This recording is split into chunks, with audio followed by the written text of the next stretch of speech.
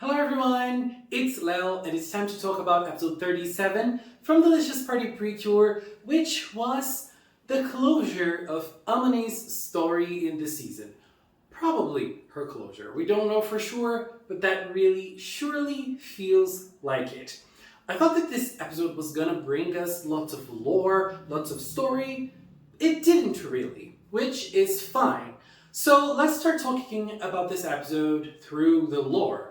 We finally saw Amane's parents, and I feel like there was a reason why they didn't appear up until this point. They weren't even mentioned up until this point, which is they are not relevant at all.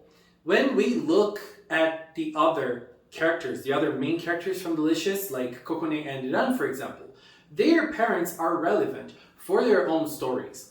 In Amane's case, they don't even seem to be relevant for Amane herself. But they brought some little info on Ginger. Some of the things we've already known, like Ginger, when he came to Earth, stayed on Yone's place, but they also brought us new information. The first one is that Ginger brought with him pets, and Ginger also told Amane's parents that they should expect someone to be dressed kind of like him, and they should welcome this person. So what Ginger meant by that is that they knew that someone from Cookingdom would also come to Earth. And when they arrive here, they should be welcomed with open arms. And well, that actually happened with Mari years on. I don't think that in this span of 20 years since Ginger arrived on Earth, it doesn't seem to have other people from Cookingdom coming here. So what we know is that after Ginger, Mari was the one, probably Cinnamon, somewhere around that time. But maybe Anne didn't know about that when she welcomed Cinnamon. But when Mari arrived, it wasn't Amane's parents who welcomed him. It was Yui, who had nothing to do with Ginger's story. That was basically it, but we also have some more information on the villain side.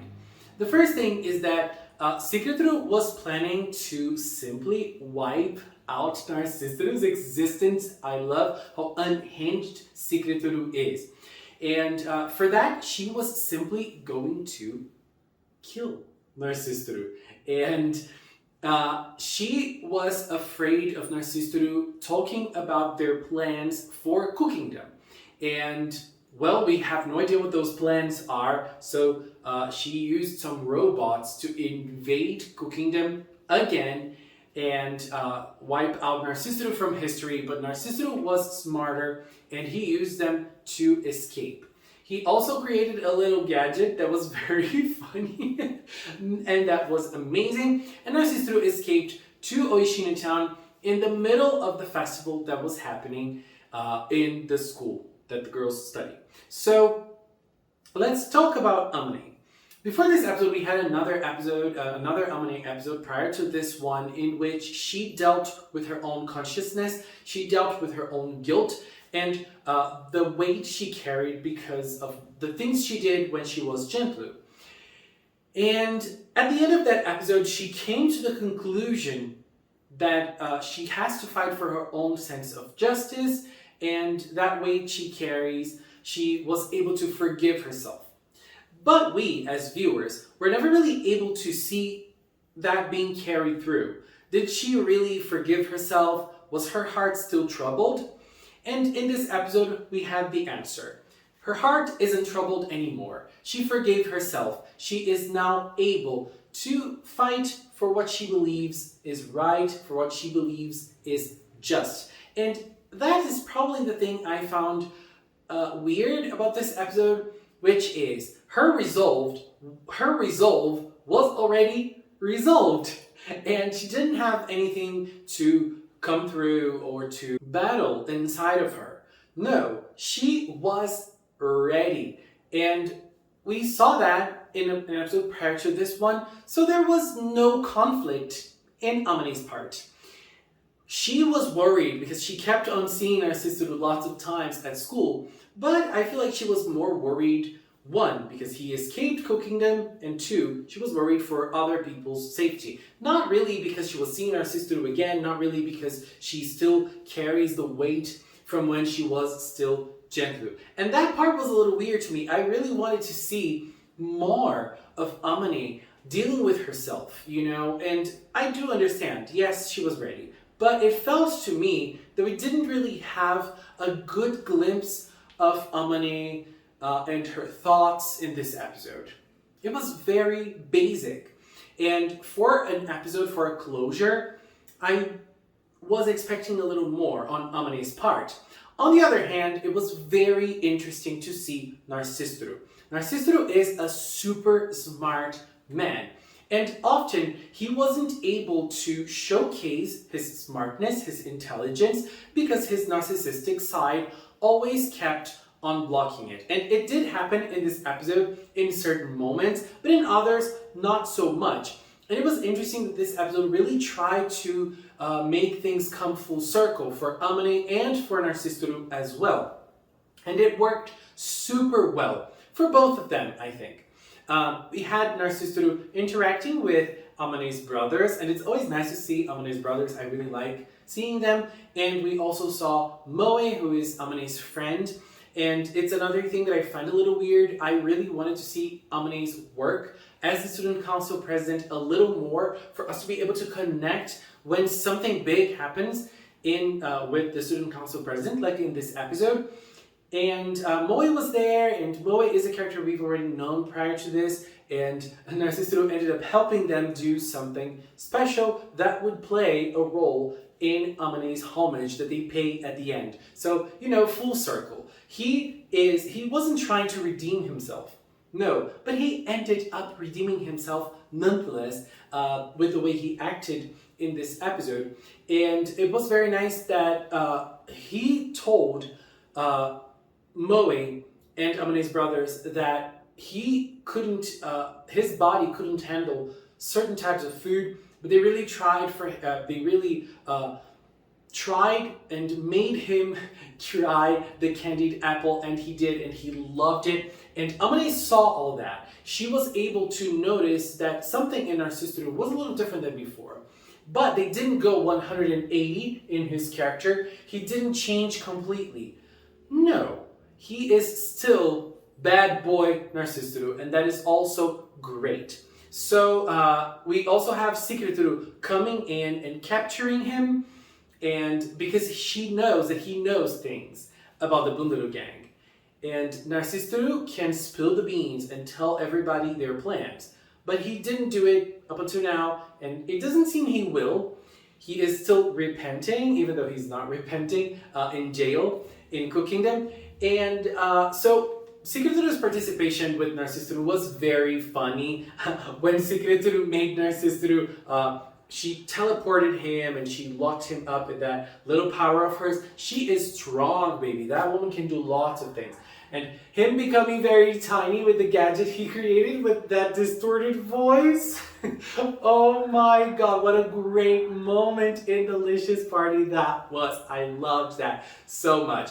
And Secretru, giant woman, baby, girl, I can't comment much on that here. It's for cinema, magical cinema after dark. But, you know, amazing. So she locked him up, she created a new Bowzo, and a fighting scene started. The fighting scene was nothing really special, but it really showcased how Amane is right now. Two things. The first one, Narcistro tried to tease her from the time she was Gentlu. She did not give a damn about that. She was perfect at that moment. She did not care at all.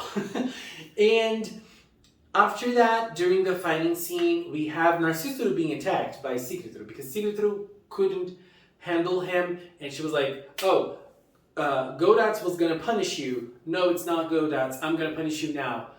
Ubalzo, please kill him. And then Finale protected him, and it wasn't because Finale wanted to protect Narcistro. It's because her sense of justice says that she has to protect him, and he's going to pay for his crimes in jail like he is supposed to do. So she did the right thing for her mind without letting her feelings get in the way. Even though I think that there aren't feelings anymore. She forgave herself in becoming Gentlu, and she forgave all the bad things she did. And Narcistru, she doesn't have to think about him. He is going to be in jail nonetheless. And so that's what she did. And even Narcistru, brought himself up to justice, even though he did it because he wanted protection from the Bunduru gang. He knows that he's not going to be punished by cooking them. I mean, he is, because he doesn't have his freedom anymore, but it's better than the punishment from the Bunduru gang for sure. And the candied apple at the end, Amane or finale giving it to him, was very symbolic, with the fact that now he is able to share this. He's able to understand this feeling of food is smiles that he didn't understand before. It brought him so much sadness and exclusion from society.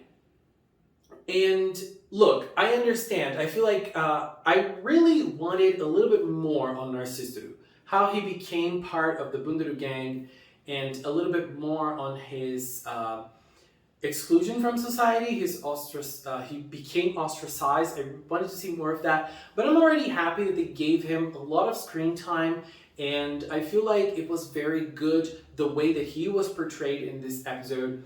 That character that still is able to do some good things here and there, some good actions here and there, but they didn't simply made him a perfect character or someone who is repenting of their mistakes in the past. No, he's pretty much a villain. He pretty much believes he did nothing wrong, and he's paying for his crimes. And that is a good thing. It's not easy for someone who, like him, to simply turn into another person just like that. And the show did not try to do that, so I really enjoyed it. And with Amane, we have a last moment of her giving the speech at the school, and as a student council president, it's her last speech, and it's again a full circle moment for her, because we saw her doing the speech as Gentlu. It was not Amane at the time. She was being controlled, and now it's Amane. And she said, and she talked about the time that she almost gave up, which was when she was purified for the first time. She almost gave up being student council president, but she was only able to return because other people supported her, and also she forgave herself for what she did. So that was very beautiful. As I said, I wanted a little bit more from Amane as a character. I feel like we didn't really see much of her thoughts in this episode, and we didn't really see much of her conflicts in growing, in becoming someone different that we saw and that we usually see in the last arcs of characters in PreCure. She already had it in her since the last Amane focused episode. We just got to see it in action in this episode. We saw her sense of justice in action this episode. So that was it. So for next episode, there are two things that I want to comment. The first one, which is from this episode, not from the next. When Mari went to eat and the three main girls were serving, we could see the three plates. We could see an onigiri, which is yuri. We could see a bread, which is kokone, and we could see the noodles, which is ran. They basically created three different plates in one, focusing on each of their own foods. That was very nice when Mari was eating. And the other one is after they talked about Ginger, they started talking about Kome and Kome's power. I think it was Men who mentioned Kome's power as a possibility, and it focuses on Kome's heart with that cosmic power that it has. So it's obviously tying up to the next episode, because in the next episode, the girls are going to travel 20 years back in time, and they're going to visit past Oishina Town. And in past Oishina Town, they are going to see Kome the first, they're going to meet Ginger, but I feel like the most important thing is Yui meeting her grandmother and having the opportunity to talk to her again, to, form bonds and memories with her beloved deceased grandmother once more. It's going to be an amazing episode. I feel like it has the potential to be one of the best episodes of Delicious Party. I just cannot wait for it to arrive next week. It's gonna be the bomb. Anyways, babies, this was my view on episode 37 from Delicious Party PreCure. Which was yours? Please share in the comment box. Let's keep talking about it. Anyways, taking this little time to thank the members of the Magical Cinema channel. If you are a member, thank you very, very, very much for your support. I really, really appreciate it. And if you've watched up to now, thank you so much as well. Thank you so much for watching. And until next time, bye bye.